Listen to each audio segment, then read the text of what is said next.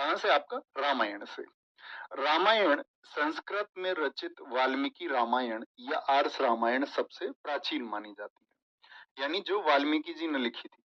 किस भाषा में लिखी थी वाल्मीकि जी ने? भैया संस्कृत में लिखी थी।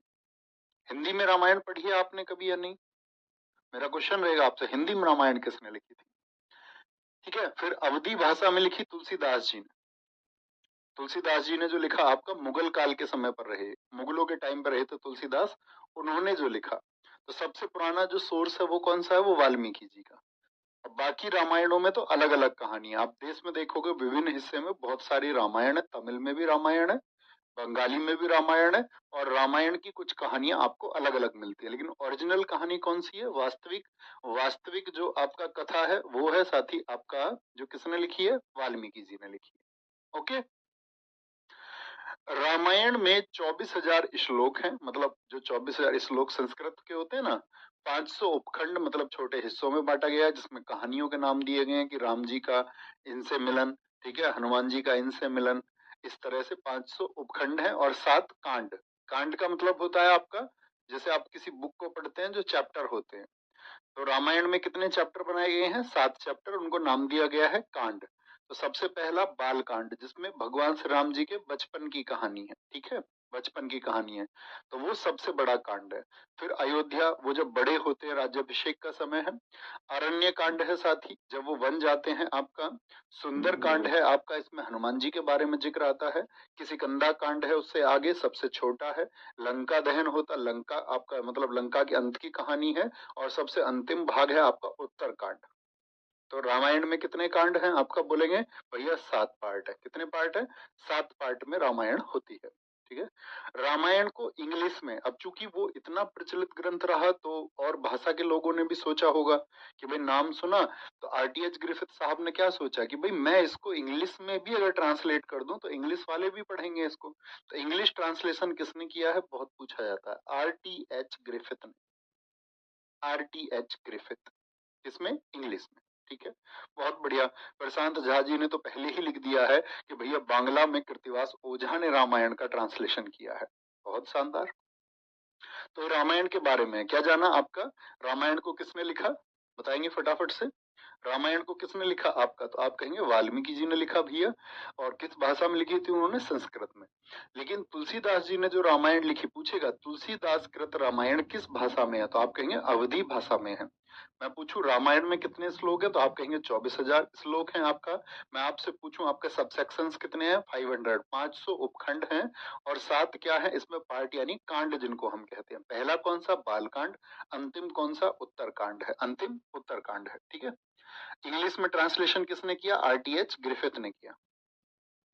रामायण का फारसी में अनुवाद, फारसी में अनुवाद, जितने भी फारसी में अनुवाद हुए वो ज्यादातर 90% किसने कराए? अकबर ने कराए, अकबर ने। और अकबर के टाइम पे कौन था? मुल्ला अब्दुल कादिर बदायूनी था। तो बदायूनी, इसका साथी दरअसल में अकबर ने क्या किया था, एक ट्रांसलेशन डिपार्टमेंट बनाया था। अकबर की बहुत रुचि थी, उसने बहुत सारे ट्रांसलेशंस करवाए। अब अकबर खुद पढ़ा लिखा था, यस और नो?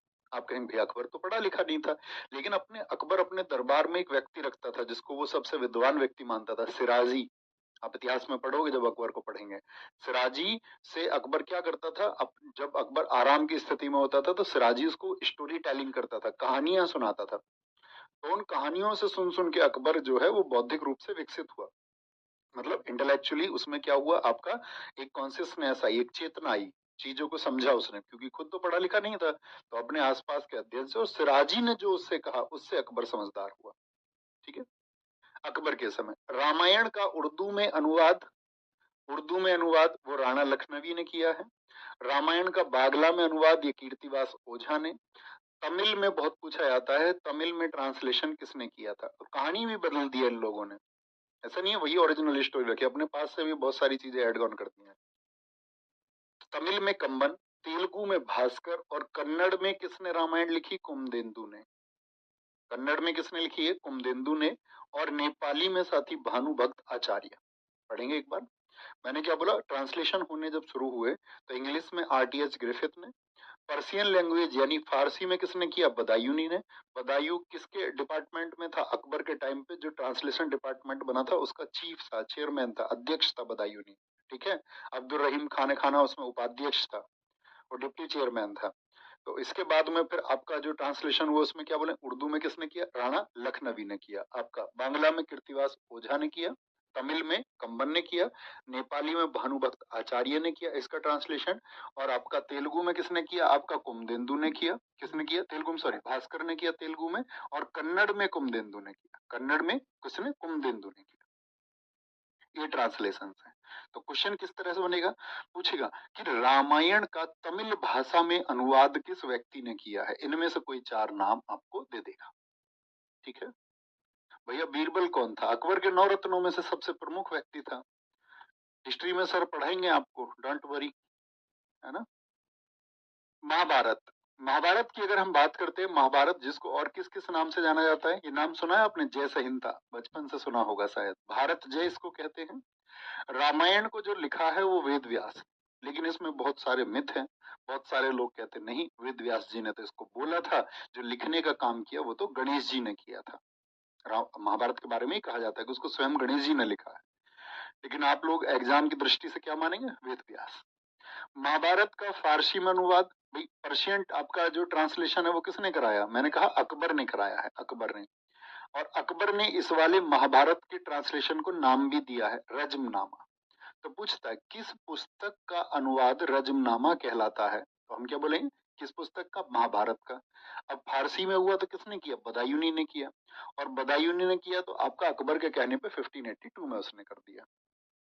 अनुवादक कौन है, देखिए ट्रांसलेटर कौन है, अब्दुल कादिर बदायूनी। महाभारत का अंग्रेजी में अनुवाद किसने किया, के एम गांगुली, खेसारी मोहन गांगुली। अब रामायण का बताइए एक बार, क्या बताया था मैंने नाम आपको, छोटा सा नाम याद रखिए, ग्रिफिथ भी भूल जाओ तो कम से कम याद रखना क्या नाम था, आरटीएच। आरटीएच ने रामायण को, आर से रामायण, आर से आरटीएच। महाभारत की बात करें तो महाभारत में आएंगे आपका एम, एम फॉर महाभारत, यानी एम वाले, के एम गांगुली, तो एम गांगुली, ये भी याद रखोगे तो भी चलेगा। ठीक है, क्या बोलेंगे, के एम गांगुली। महाभारत का अंग्रेजी अनुवाद किसने किया था, बहुत बढ़िया, वेरी गुड शिवा, बहुत शानदार। भैया विजेता सीरीज के बाद में जीडी के लिए भी करवा देना प्रैक्टिस सेशन, ठीक है करा दे। और बताओ, एनटीपीसी का तो अभी एग्जाम नहीं है नियर बाई, तो एनटीपीसी के लिए तो अभी नहीं कराएंगे, अभी आप उसके लिए क्रम से चलते रहो बस मेरे साथ, अभी विजेता कर लो, और अभी विजेता खत्म हो जाएगी आपका नवंबर 14 नवंबर, 1 दिसंबर से करा देंगे जीडी के लिए। और बताइए, ठीक रहेगा, आ जाएगा मजा। ठीक है, कुछ डेडिकेटेड क्लासेस करा देंगे, 30-35 क्लासेस करा देंगे, 1.5-1.5 घंटे की, आराम से जीडी को कवर कर सकते हैं। एनटीसी पीसी वाले पहले उसको कर लेना बेसिक्स के लिए, और जीडी लेवल तक का उससे हो जाएगा, और अच्छा ही मतलब सुप्रीम लेवल होगा, ऐसा नहीं कि सिर्फ जीडी तक का होगा। ठीक है, अभी कौन सा एग्जाम आएगा आपका, आरपीएफ कांस्टेबल भी आएगा ना, आरपीएफ कांस्टेबल और जीडी के लिए एक साथ करा देंगे। ठीक है, सेम पैटर्न है, मतलब नंबर ऑफ क्वेश्चंस अलग अलग हैं, तो हम तो अपनी क्लास में भी नंबर ऑफ क्वेश्चंस अलग अलग लेते हैं, यूट्यूब पे करा देंगे फ्री ऑफ कॉस्ट। ठीक है, थैंक यू बोलो। थैंक यू कौन बोलेगा। ठीक है, 1 दिसंबर से करा देंगे, प्रॉमिस टू यू। और फिर जब इसको खत्म कर लेंगे जीडी आरपीएफ वाले को, फिर उसके बाद एनटीपीसी के लिए करा देंगे, चलो ये भी प्रॉमिस है आपसे। और मैंने बोल दिया तो मतलब फिर होगा, नहीं बोलूंगा तो फिर होगा ही नहीं। आ जाए, महाभारत का तमिल अनुवाद, जो साथी तमिल ट्रांसलेशन किया वो किसने किया, रामानुजाचार्य ने किया। किसने किया, रामानुजाचार्य ने किया। लेकिन उससे पहले शर्त ये है कि आप अपनी जो पीडीएफ्स है, जो क्लास है, उनके बेसिक्स को समझ के रखोगे। अब ऐसा नहीं होना चाहिए कि आप ये कहो भैया संविधान सभा क्या थी, तो उतनी मजबूती मुझे तुम्हारी चाहिए होगी कि जो क्लासेस चल रही है उससे आप बेसिक्स पढ़ लें, बाकी ऑल ओवर एग्जाम में क्या पूछा जा सकता है उसको बहुत शानदार तरीके से हम कर लेंगे। अरे मजाक में बोल रहा था, सच में थैंक यू लिखने की जरूरत नहीं है बिल्कुल। I am the definition of yours, ऐसे समझ लो, मैं आपकी परिभाषा हूँ। ठीक है, तो मैं खुद से भी थैंक यू बोल लूंगा, खुद को तो मान लूंगा कि आप ही की तरफ से है। तमिल बताएं भैया एक बार, रामायण का किसने बताया, मैंने रामायण का तमिल में कंबन ने किया, ये रामानुजाचार्य ने किया। बंगाली में वहां कीर्तिवास ओझा थे, यहाँ पे काली प्रसन्न सिंह है। महाभारत का हिंदी अनुवाद किसके द्वारा हुआ है, तो आप बोलोगे गीता प्रेस। भैया हमेशा हमारे जो ग्रंथ थे, जैसे आप पढ़ोगे पुराण है, 18 पुराण है, उनको हिंदी में आप पढ़ सकते हो, गीता प्रेस आपने देखा होगा ना, उनकी गाड़ी रहती है जगह जगह, बहुत सारे बुक स्टेशन, रेलवे स्टेशन पर, बस स्टॉप पे, बहुत जगह उनकी आपका शॉप होती है गीता प्रेस की, जो कम पैसे में क्या करते हैं, ट्रांसलेशन करते हैं हमारे ग्रंथों का। स्कंद पुराण आप पढ़ लीजिए, चाहे आप शिव पुराण पढ़ लीजिए, चाहे रामायण। अब मैं पूछूं रामायण का हिंदी में, तो आप हमेशा याद रखना हमारे ग्रंथों के जो हिंदी ट्रांसलेशन है वो सब किसने किए हैं? गीता प्रेस गोरखपुर ने। कहाँ पे? गोरखपुर, यूपी में है ये।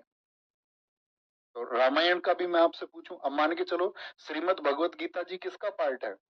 तो श्रीमद् भगवत गीता जी आपका रामायण का एक, सॉरी, महाभारत का एक पार्ट है। भगवान बोलेंगे एक बार, भगवान कृष्ण ने अर्जुन को क्या संदेश दिया? तो वो भी किसका पार्ट है? महाभारत का। तो मैं पूछूं श्रीमद् भगवत गीता जी का हिंदी ट्रांसलेशन किसने किया है?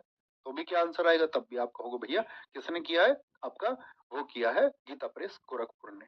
ठीक है साहब, तो गीता प्रेस ने। श्रीमद् भगवत गीता जी, इनको दूसरा नाम है इनका गीतोपनिषद। भारत के किस ग्रंथ को गीतोपनिषद के नाम से जाना जाता है? गीतों का एक उपनिषद है। श्री वेद व्यास जी, क्योंकि हम महाभारत उनके द्वारा लिखित मान रहे हैं, तो भैया सीधी सी बात है कि भगवत गीता जी भी किसने लिखी? वो महाभारत का ही एक पार्ट है। तो आप कहोगे महाभारत में कितने चैप्टर है? 18 अध्याय हैं और 700 श्लोक हैं। रामायण में कितने श्लोक बताए थे? वहां पे बताए थे 7 कांड, 500 उपखंड, यहाँ पे 18 चैप्टर, वहां पे बताए 24,000 श्लोक, यहाँ पे 700 श्लोक हैं। अंग्रेजी में अनुवाद किसने किया है श्रीमद् भगवत गीता जी का? बहुत इंपॉर्टेंट है, विलियम विल्किंस ने। बहुत पढ़ी जाती है यूरोप में श्रीमद् भगवत गीता जी, पूरी दुनिया में पढ़ी जाती है। उर्दू में किसने ट्रांसलेशन किया है? मारूफ अल्लाफ ने। ठीक है, क्योंकि श्रीमद् भगवत गीता जी में क्या है? मैसेज है। आपने पढ़ा है? किस किसने पढ़ा है गीता? बहुत ध्यान से। और गीता के पढ़ने के बहुत सारे मायने हैं। ठीक है, आपके अंदर बात वो नहीं है कि आप उसको एक स्टोरी की तरह पढ़ रहे हैं। एक तो वो वाला ग्रुप है जिसने पढ़ा, अच्छा भगवान कृष्ण ने इसे इनका साथ दिया, कर्ण को ऐसे मारा गया और द्रोण की मृत्यु ऐसे हुई, अभिमन्यु की मृत्यु ऐसे हुई थी आपका। एक तो वो पार्ट है कि भीम ने वो आपका, उन्होंने युधिष्ठिर से झूठ बुलवाने का प्रयास किया, उन्होंने कह दिया अश्वत्थामा हाथी मारा गया। वो तो एक स्टोरी हुई, वो एक बच्चा मस्तिष्क हुआ जो उसको समझ रहा है, लेकिन उसके भाव क्या है? जैसे स्टूडेंट्स जो बौद्धिक छात्र होते हैं, बौद्धिक छात्र समझते हो, जो कई पक्षों पर सोच सकते हैं, तो वो सोचेंगे कि यार अर्जुन, दीप त्रिवेदी की एक पुस्तक थी, बड़ा मजा आ गया उसे पढ़ के। उसमें लिखा हुआ था मेरी गीता एक किताब है, कभी आपको टाइम हो तो आप पढ़ना। तो मैं जो थॉट प्रोसेस मेरा था, उस किताब को पढ़ने के बाद में दूसरे डायमेंशंस में मैंने सोचा, उस किताब ने मजबूर किया। तो उसमें दिखाया गया है कि भाई अर्जुन नो डाउट एक महारथी है। ठीक है, जैसे महाभारत में कर्ण महारथी हैं, बड़े धनुर्धर हैं, बड़े योद्धा हैं, लेकिन भगवान कृष्ण अर्जुन को मैसेज दे रहे हैं, उनके रिलेटिव थे, वो रिलेटिव थे और धर्म के रास्ते पे चल रहे थे। तो धर्म का रास्ता किसका माना जाता? पांडवों का। पांडवों को माना जाता है ना, लेकिन पांडवों ने भी अधर्म किया बीच युद्ध में या नहीं किया? किया भैया। लेकिन उससे पहले भगवान कृष्ण ने क्या करवा दिया? अभिमन्यु की, अभिमन्यु का जो दमन हुआ वो कौरवों के द्वारा। और फिर हमेशा याद दिलाते रहे अभिमन्यु को कैसे मारा इन्होंने, अभिमन्यु को कैसे मारा इन्होंने। तो पहले एक रचना वो हुई कि भाई अब तुम अधर्म कर पाओगे। ठीक है, अब तुम भी मतलब नेगेटिव पाथ ले सकते हो, क्योंकि वो लोग कर चुके हैं। वैसे ही कहते हैं ना, सामने वाले ने भी तो गलत किया था, तो अब तुम गलत कर सकते हो। तो मतलब उस किताब में ये बताया गया अर्जुन के हालात कैसे थे युद्ध के। तो कहते हैं कि भैया एक तो वो वाला स्लोगन है कि देख के ये कहता है अर्जुन कि मेरे तो रिश्तेदार सामने खड़े हैं, मेरे तात है, मेरे भाई हैं, मैं इनसे युद्ध कैसे करूं? लेकिन आप सोचने पर मजबूर हो गए, क्या सच में उस समय रिश्तेदारी ध्यान आई होगी अर्जुन को? तो आप कहेंगे नहीं भैया, ऐसा नहीं है। फिर कैसा है? अर्जुन तो बचपन से चाहता था, ये सारे, अगर मैं बात करूं कौरव और पांडवों के बीच जो बीज बोया गया था, इनके बचपन से दरार थी इन लोगों के बीच में। तो उसको जब वो युद्ध लड़ रहे थे या सारी चीजें चल रही थी, तो उस समय उनको ज्ञात नहीं होगा कि मैं अपने रिश्तेदारों से लड़ूंगा?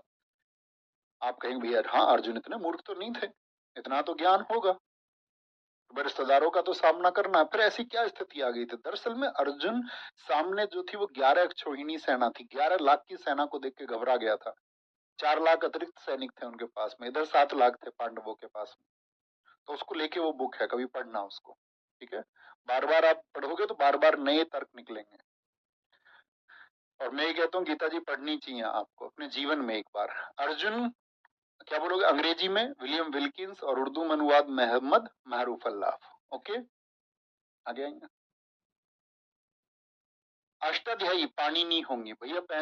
30 क्लासेस में जीडी का हो जाएगा यूट्यूब पे, क्यों नहीं होगा? बेसिक्स आप पढ़ के रखिए, आराम से 30 सेट में बहुत अच्छे अच्छे एग्जाम को आपका क्रैक कर सकते हैं आप बड़े अच्छे से। तात का मतलब क्या होता है? तात में भैया बड़े लोग, ताऊ भी आ जाते हैं, ताऊ में तात में बड़े भाई भी आ जाते हैं, भाई में छोटे भाई भी आ जाते हैं। ठीक है, आगे आएंगे। अब आते हैं प्राचीन पुस्तकों पर। अष्टाध्यायी किसकी बुक है? अष्टाध्यायी, ये सारी इंपोर्टेंट है, याद रख लेना। अष्टाध्यायी पाणिनि की अलग अलग एग्जाम्स में सारी पूछी जाती हैं। महाभाष्य पतंजलि, योग शास्त्र, योग शास्त्र, ठीक है, किसने लिखा है? पतंजलि ने लिखा है। बुद्ध चरित्र अश्व घोष का है। महाविभाषा शास्त्र वसुमित्र का है। स्वप्नवास वदत्ता भास की है। कामसूत्र वात्स्यायन की है, और कुमार संभवम कालिदास की है। तो देखो एक स्लोगन ऊपर लिखा हुआ है छोटा सा, कि पाणिनि जो है वो संस्कृत की प्रथम व्याकरण है। किसी भी भाषा को लिखने के लिए उसमें जो वाक्य हैं, जो सेंटेंस है, उनको सेट करने के लिए ग्रामर की जरूरत होती है, यस और नो? आप कहेंगे भैया इंग्लिश में भी होगी, हम पढ़ते हैं, सब्जेक्ट हो गया, वर्ब हो गया, ऑब्जेक्ट हो गया, ऐसे करते हो ना? बिल्कुल होता है। तो ऐसे साथी आपका हर भाषा के लिए, हिंदी में व्याकरण होती है कि नहीं होती? बिल्कुल। तो संस्कृत में, क्योंकि पहले भाषा कौन सी थी? संस्कृत। सब भाषाओं की मदर किसको कहा जाता है? सभी भाषाओं की जननी कौन है? संस्कृत। तो एक छोटा सा आइडिया अपने दिमाग में रखना कि प्राचीन पुस्तकें किस भाषा में लिखी गई थी, तो आप कहोगे संस्कृत में। किस में लिखी गई थी बताएंगे एक बार? प्राचीन पुस्तकें संस्कृत में। तो अष्टाध्यायी वो पहली पुस्तक है जिसने ग्रामर बताई कि संस्कृत में लिखा कैसे जाएगा। ठीक है। महाभाष्य पतंजलि, बुद्ध चरित्र वो अश्वघोष की है, ये साथी एक बौद्ध भिक्षु थे। महाविशाखा शास्त्र जो है ये भी बौद्ध धर्म की पुस्तक है, वसुमित्र एक बौद्ध भिक्षु थे। स्वप्नवास वदत्ता उसी टाइम की बुक है, भास ने लिखी है। कामसूत्र वात्स्यायन की बहुत चर्चित बुक है, इसको लोगों ने ये बोल दिया कि एक सेक्स बुक है, कामसूत्र को, कि इसमें सेक्स की 64 पोजीशंस बताई गई हैं। तो हमारे यहाँ क्या बोलते थे कि भैया जो आपका यौन शिक्षा है वो छात्रों को देनी जरूरी है।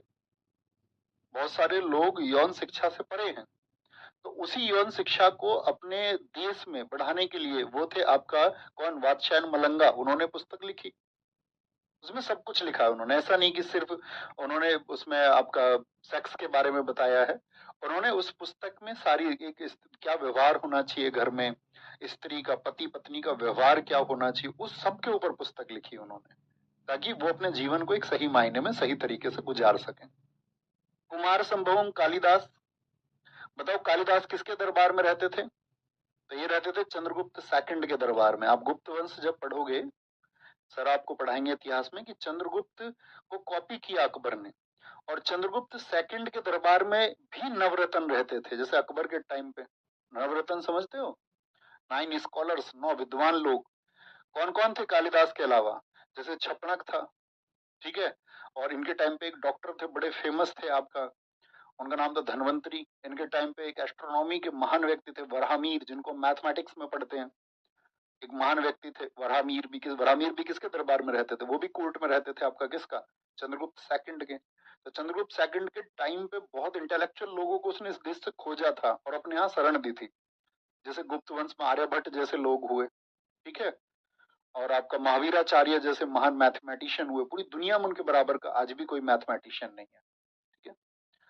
कुमार संभवम किसने लिखी है? कालिदास ने। रघुवंशम, जो हमारे यहाँ साधु बोलते हैं, भगवान जी राम जी का जो वंश है वो रघुवंश है, उसकी कहानी किसने लिखी है? कालिदास ने।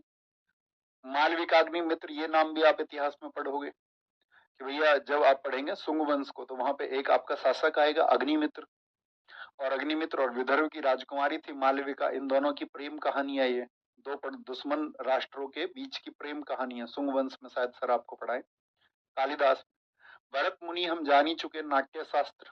ये इसमें क्या क्या पढ़ा था हमने नाट्य शास्त्र में? नाट्य शास्त्र में भैया हमने पढ़ा था कि इसमें फोक म्यूजिक के बारे में बताया गया है, लोक संगीत के बारे में, और हमारे जो क्लासिकल डांस है यानी कि शास्त्रीय संगीत है उनके बारे में बताया गया है। ठीक है। विशाखा दत्त, देवी चंद्रगुप्तम, ये कहानी तो मैं आपको बताता ही था। जिन साथियों ने मुझसे इतिहास पढ़ा होगा वो जानते होंगे इस बात को। देवी चंद्रगुप्तम की अपनी कहानी है, ये गुप्त वंश के बारे में है कि कैसे एक राजा अपनी पत्नी तक को शक राजाओं को देने को तैयार हो गया, रुद्र तृतीय को। कौन था बताओ, कौन सा गुप्त शासक था? समुद्रगुप्त का बड़ा बेटा था, जिसको भारत का नेपोलियन आप कहते हैं ना, समुद्रगुप्त, उसका जो बड़ा बेटा था रामगुप्त, जो चंद्रगुप्त द्वितीय का बड़ा भाई था, ठीक है। तो वो अपनी पत्नी, उसकी पत्नी ध्रुव स्वामिनी जो थी, उसके लिए जयशंकर प्रसाद जी ने एक बुक लिखी है ध्रुव स्वामिनी। तो ये कौन था? शकों को दे, तो इसके लिए चंद्रगुप्त द्वितीय ने फिर उसकी हत्या की थी, अपने भाई की हत्या की थी कि वे तो घर की स्त्री को देने को तैयार है, और जाके फिर शकों को हराया था। इसलिए चंद्रगुप्त द्वितीय को हम बोलते हैं सकारी, शकों का अरी, शकों का दुश्मन। मुद्रा राक्षस को किसने लिखा है? विशाखा दत्त ने लिखा है, ये भी उस समय की पुस्तक है। पृथ्वीराज रासो, चंद्रबरदाई इनके दोस्त से, इससे हमको क्या मिलता है? जो भारत में मोहम्मद गोरी का आक्रमण हुआ, किसका? पृथ्वीराज रासो से हमको पता चलता है भारत में मोहम्मद गोरी का जो आक्रमण हुआ। गोरी के पृथ्वीराज चौहान जी से जो संघर्ष हुए, जैसे आपका आप पढ़ते हैं तराइन प्रथम कब हुआ था? तराइन प्रथम 1191 का हिस्ट्री में हम पढ़ते हैं। तराइन द्वितीय कब हुआ था? 1192 में हुआ था, ठीक है। तो इन दोनों के बारे में जिक्र मिलता है हमको। शूद्रक का है मृच्छकटिकम। वराहमीर ये रहे, चंद्रगुप्त द्वितीय के दरबार में थे ये भी। तो ये गणित की पुस्तकें हैं, ठीक है, एस्ट्रोनॉमी की बुक्स हैं। व्रत संहिता, पंच सिद्धांतिका, वराह मिहिर, दिल्ली में आप जाएंगे ना आज भी, तो वराहमीर का तो इतना विशेष काम था, ये तो इतना बिजी रहते थे कि चंद्रगुप्त द्वितीय ने इनको एक हवेली दी, और हवेली गिफ्ट करके इनको बोला कि आप अपनी रिसर्च यहाँ कीजिए, आप देश के लिए बहुत बहुमूल्य व्यक्ति हैं, ठीक है। आज तो क्या होता है हमारे देश में, जिनके अंदर प्रतिभा है वो देश से पलायन कर जाते हैं, बहुत सारे लोग, ठीक है, उनको गवर्नमेंट उस तरह के मतलब फैसिलिटीज देती नहीं है। अब अमेरिका में क्या होता है, अमेरिका में जो स्कॉलर लोग हैं, जो इंटेलेक्चुअल लोग हैं, उनका सबसे ज्यादा सम्मान है। और सुरक्षा किनको मिलेगी वहां पे? जो इंटेलेक्चुअल लोग हैं वहां के, ठीक है, जो वहां का बौद्धिक वर्ग है, जो वहां के किसी अपने आप को किसी क्षेत्र में, भौतिक विज्ञान, रसायन विज्ञान, किसी भी क्षेत्र में जो विशेषज्ञ व्यक्ति अध्यापक है उसको सुरक्षा मिलेगी। ऐसे नहीं जनरल किसी भी अध्यापक, जो विशेषज्ञ अध्यापक है, तो वो उस देश में सबसे पहली सुरक्षा उन लोगों को दी जाती है। हमारे यहाँ किनको सुरक्षा मिलती है? नेताजी लोगों को, ठीक है। कभी पढ़ा नहीं, फिर विधायक सांसद बन गया, फिर उसको सुरक्षा मिल गई, फिर उसने अपने ऊपर एक झूठा अटैक करवा लिया, झूठे अटैक करवा के फिर उसको Y security, X security, Z security. तो इंटेलेक्चुअल लोग क्या देखते हैं? इंटेलेक्चुअल लोग ऐसे हैं, वो बौद्धिक लोग अपनी रिसर्च कर रहे हैं, पड़ोस में कोई गाली दे रहा है उनको शराब पी के शाम को।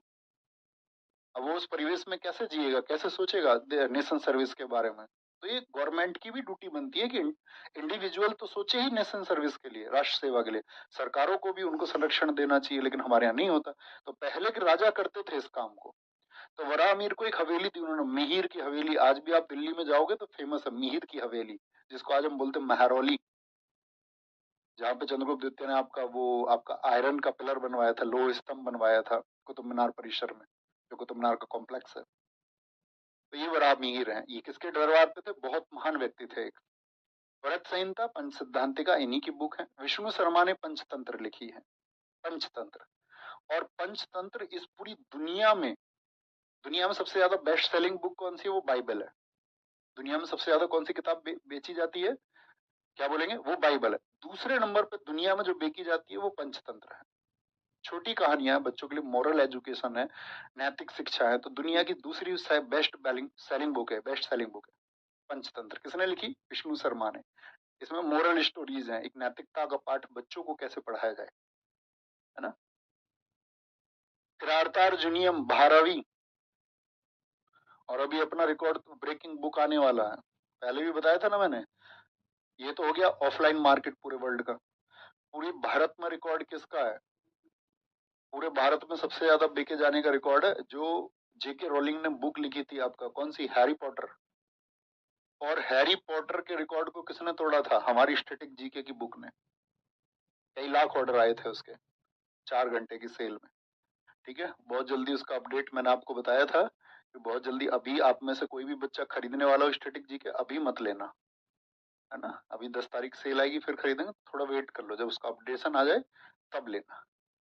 और उसका मतलब कोई भी बुक है वो देख लिया करो, पूछ लिया करो कॉलिंग टीम से, भैया ये अपडेटेड है या पुरानी वाली है। जब एक किताब को बहुत लंबा टाइम हो जाए ना चलते हुए, तो कोशिश किया करो उसका जो अपडेट आए उसी को लें।